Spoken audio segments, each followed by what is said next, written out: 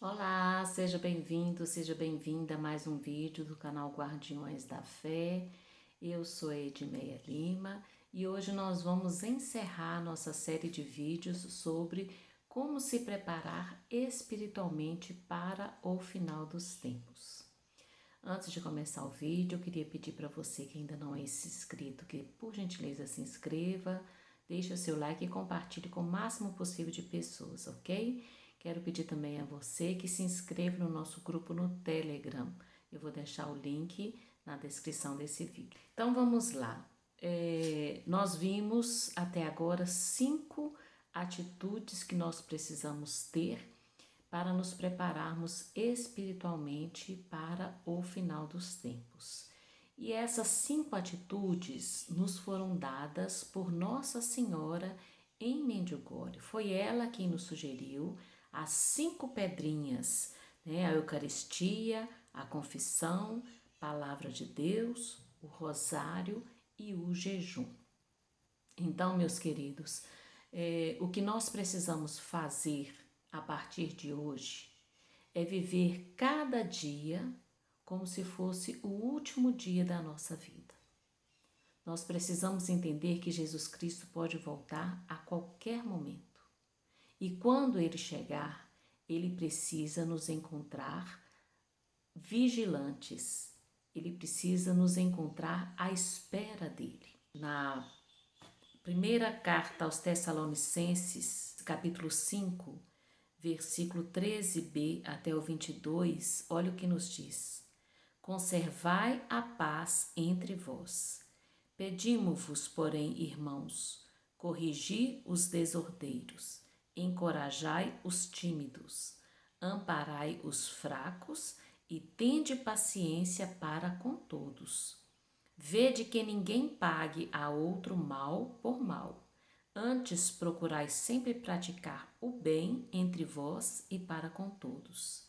Vivei sempre contentes. Orai sem cessar.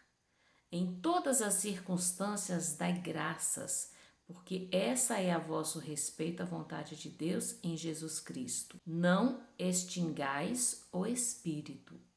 Não desprezeis as profecias. Examinai tudo, abraçai o que é bom, guardai-vos de toda espécie de mal. Em outra passagem na Bíblia nos fala: sede santos como o vosso Senhor é santo. Então é isso que Deus espera de nós, que nós sejamos santos. A princípio parece assim uma coisa muito difícil, muito longe do nosso alcance, mas isso não é verdade. A santidade é para todos e a fórmula para a santidade Jesus nos deu através do seu evangelho e Nossa Senhora tem reforçado através das suas aparições. Eu vou mandar lá no nosso grupo do Telegram um material falando sobre as 5 pedrinhas, tá ok? E nós vamos falar agora um pouco sobre a história do Rosário e eu vou contar uma história muito interessante que nos mostra o poder que tem a oração do Rosário. Então vamos lá, a palavra rosário vem da palavra latina rosarium, que significa campo de rosas ou coroa de rosas. Cada vez que se reza uma Ave Maria, é uma rosa que se oferece a Nossa Senhora. Foi a própria Virgem Maria que fez essa revelação para muitas pessoas. Rosa é flor com simbolismo cristão missionário. O rosário é um conjunto de 200 Ave-Marias intercaladas por 20 Pai Nossos, dentre outras orações e jaculatórias. Vamos ver a história do seu surgimento. A oração do Santo Rosário surge aproximadamente no ano 800, à sombra dos mosteiros, como saltério dos leigos. A Igreja Antiga pedia que os fiéis recitassem os 150 salmos de Davi, os monges, mas para recitar os salmos era preciso saber hebraico, grego ou latim. Aqueles que não sabiam ler ou não tinham tempo para essa oração substituíram os 150 salmos por 150 Pai Nossos. Com o passar do tempo, formaram-se outros 3 saltérios com 150 Ave-Marias, 150 louvores em honra a Jesus e 150 louvores em honra a Maria.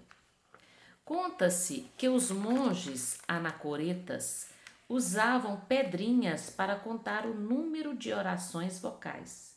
Desta forma, nos conventos medievais, para a contagem dos Pai Nossos recitados pelos leigos, o doutor da igreja São Beda, o venerável que viveu séculos 7 e 8, havia sugerido a adoção de vários grãos enfiados em um barbante.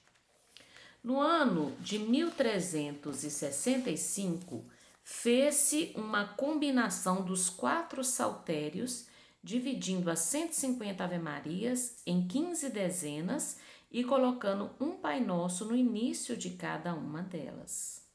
No ano de 1500, ficou estabelecido para cada dezena a meditação de um episódio da vida de Jesus ou Maria, e assim surgiu o Rosário de 15 Mistérios. Um rosário era dividido originalmente em 3 partes, rezando-se assim 1/3 de cada vez. 1/3 é composto de 50 Ave-Marias e 5 Pai Nossos, dentre outras orações ejaculatórias. Ao conjunto de orações de cada terço chama-se mistério, pois medita-se os mistérios de nossa salvação, anúncio, vida, paixão, morte e ressurreição de nosso Senhor Jesus Cristo.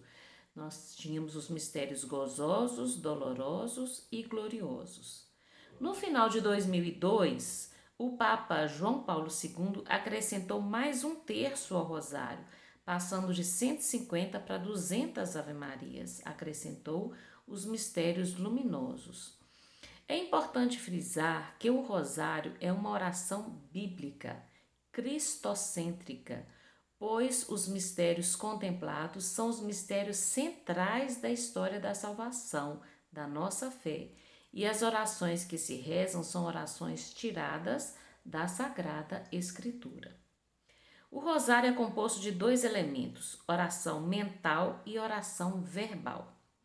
A oração mental é a meditação sobre os principais mistérios ou episódios da vida, morte e glória de Jesus Cristo e de sua Santíssima Mãe.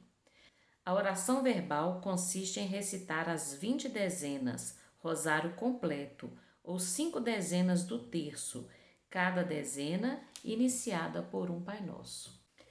Nós vamos ver agora a eficácia ou a importância do rosário. A Virgem Maria revelou a muitas pessoas que cada vez que rezam uma Ave Maria lhe é entregue uma rosa, e para cada rosário completo lhe é entregue uma coroa de rosas. A rosa é a rainha das flores, sendo assim o rosário é a rosa de todas as devoções e, portanto, a mais importante. O Santo Rosário é considerado a oração perfeita porque junto com ele está a majestosa história de nossa salvação. Com o rosário meditamos os mistérios de gozo, de dor e de glória de Jesus e Maria.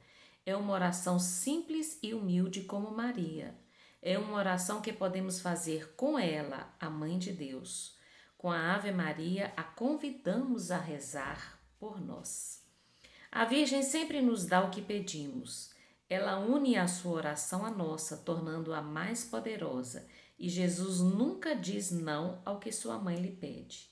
Em cada uma de suas aparições, ela convida-nos a rezar o rosário como uma arma poderosa contra o maligno, para nos trazer a verdadeira paz. Atribui-se a grande divulgação do rosário a São Domingos de Gusmão, que viveu de 1170 a 1221. Conta-se que São Domingos estava na capela, no convento das monjas do primeiro mosteiro da Ordem Dominicana, rezando pela redenção das almas. Nossa Senhora então apareceu-lhe e entregou-lhe o rosário. Foi a partir daí que São Domingos, com seu zelo inflamado, começou a pregar sobre o rosário e converter milhares de hereges à fé católica. Agora eu vou contar para vocês uma história que nos mostra o poder que tem a oração do Santo Rosário. Eis que São Domingos estava a pregar o rosário perto de Carcassona. Trouxeram à sua presença um herege que, possesso pelo demônio, pregava contra o Santo Rosário. Havia mais de 12.000 pessoas presentes na pregação. Os demônios que possuíam esse infeliz foram obrigados a responder às perguntas de São Domingos com muito constrangimento. Havia 15.000 deles no corpo desse pobre homem, porque ele atacou os 15 mistérios do rosário. Eis que o quarto mistério luminoso foi adicionado ao rosário recentemente, na época não tinha. Continuaram a testemunhar que, quando São Domingos pregava o rosário, ele impunha medo e horror nas profundezas do inferno, e que ele era o homem que os demônios mais odiavam em todo o mundo, isto por causa das almas que ele arrancou deles através da devoção do Santo Rosário. Revelaram ainda várias outras coisas. Então, os demônios é que revelaram essas coisas, né? São Domingos colocou o seu rosário em volta do pescoço do possuído e pediu que os demônios lhe dissessem quem, de todos os santos nos céus, eles mais temiam, e quem deveria ser, portanto, mais amado e reverenciado pelos homens. Nesse momento, eles soltaram um gemido inexprimível, no qual a maioria das pessoas caiu por terra, desmaiando de medo. Devemos lembrar que o diabo é o pai da mentira, e nesse momento ele se faz de vítima de São Domingos, e eles disseram, os demônios disseram: Domingos, nós te imploramos pela paixão de Jesus Cristo e pelos méritos de sua mãe e de todos os santos, deixe-nos sair desse corpo sem que falemos mais, pois os anjos responderão sua pergunta a qualquer momento. São Domingos ajoelhou-se e rezou a Nossa Senhora para que ela forçasse os inimigos a proclamarem a verdade completa e nada mais que a verdade. Mal tinha terminado de rezar, viu a Santíssima Virgem perto de si, rodeada por uma multidão de anjos. Apenas Domingos era capaz de vê-la. Ela bateu no homem possesso com um cajado de ouro que segurava e disse: Responda ao meu servo Domingos imediatamente. Então os demônios começaram a gritar: Ó vós que sois nossa inimiga, nossa ruína e nossa destruição, por que desceste do céu só para nos torturar tão cruelmente? Ó advogada dos pecadores, vós que os tirais das presas do inferno, vós que sois o caminho certeiro para os céus, devemos nós, para o nosso próprio pesar, dizer toda a verdade e confessar diante de todos quem é que é a causa de nossa vergonha e nossa ruína? Ó pobres de nós, príncipes da escuridão, então ouçam bem vocês cristãos, a mãe de Jesus Cristo é todo-poderosa. E ela pode salvar seus servos de caírem no inferno. Ela é o sol que destrói a escuridão de nossa astúcia e sutileza. É ela que descobre nossos planos ocultos, quebra nossas armadilhas e faz com que nossas tentações fiquem inúteis e sem efeito. Nós temos que dizer, porém, de maneira relutante, que nem sequer uma alma que realmente perseverou no seu serviço foi condenada conosco. Um simples suspiro que ela oferece à Santíssima Trindade é mais precioso que todas as orações, desejos e aspirações de todos os santos. O santo insistiu para que todos rezassem o rosário em voz alta. A cada Ave Maria, a Santíssima Virgem fazia sair 100 demônios do corpo desse herege em forma de carvões acesos. Depois que foi curado, abjurou todos os seus erros e converteu-se juntamente com os outros amigos seus, tocados com a força do rosário. A recompensa para aqueles que atraem outros à devoção do rosário é enorme. Linda essa história, não é? Vamos continuar então o nosso vídeo? Então, Vamos buscar estar em estado de graça sempre. Se você está em algum pecado grave, dá um jeito de se livrar dessa situação o mais rápido possível. Reconheça seus pecados, se arrependa, se confesse. Procure assistir à missa e comungar, se você estiver preparado, o máximo que você puder. Procure ler a Bíblia, meditar a Bíblia todos os dias. Ore sem cessar, busque intimidade com Deus, especialmente o rosário. E faça jejum, abstinência de comida mesmo. Nossa Senhora recomenda jejum a pão e água nas quartas e sextas-feiras. Para a gente começar fazendo assim é muito difícil, então comece aos poucos e vá acrescentando, né? Para que você consiga realmente um controle sobre os seus instintos, né?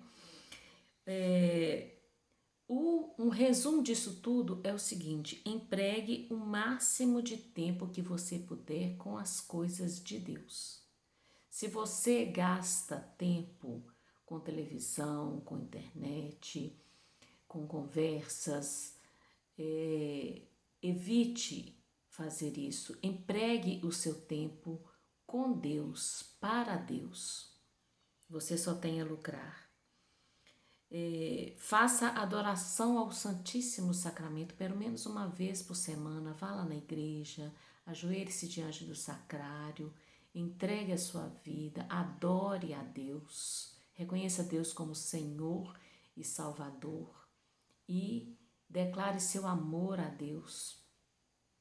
Obedeça aos 10 mandamentos da lei de Deus. Não obedecer esses 10 mandamentos implica em pecado grave. Obedeça os mandamentos da igreja. Procure se afastar dos pecados capitais. Procure as virtudes para você. Faça penitência, pequenos sacrifícios. Algumas pessoas oferecem como sacrifício, por exemplo, tomar um café sem açúcar, evitar de comer um doce, evitar de tomar um refrigerante. Tem gente que dorme no chão. Tem várias formas de penitência que a gente pode fazer. Dê esmolas, pague o seu dízimo, pague as ofertas. Na igreja, dízimo é uma coisa, oferta é outra. Dê esmola, ajude quem tem menos do que você. A gente sabe que Deus sempre recompensa, né? Faça obras de caridade, né? Dê pão a quem tem fome, dê água a quem tem sede, dê roupa a quem está nu, né? Visite as pessoas que estão doentes. São várias as obras de caridade que a gente pode fazer. E busque a santidade no pensar, no falar, no sentir e no agir. Não deixe o seu pensamento se ocupar com aquilo que não é de Deus. Não fique falando mal das pessoas, não fique fofocando, não fique gastando o seu tempo falando coisas desnecessárias. Gaste o seu tempo louvando e agradecendo a Deus por tudo de bom que Ele fez e continua fazendo nas nossas vidas. Não guarde no seu coração sentimentos ruins, sentimento de raiva, ódio, mágoa, rancor, sentimento de vingança pelas pessoas. Isso só te faz mal, né? E faça o bem sempre. Se você agir desta forma, isso não é difícil, é só você decidir-se por Deus. Se você decidir colocar Deus em primeiro lugar na sua vida, se você realmente se decidir a seguir a Deus, a obedecer a Deus, a se submeter a Deus, você vai conseguir fazer tudo isso com muita facilidade, tá certo? Então eu desejo para você uma vida de santidade, uma vida de amor, uma vida de paz, de alegria, porque é isso que Deus espera de nós, tá ok? Muito obrigada por ter assistido até aqui. No próximo vídeo nós vamos falar mais algumas coisas que a gente precisa fazer para estar preparado para o final dos tempos, tá ok? Um grande abraço para você, fica com Deus.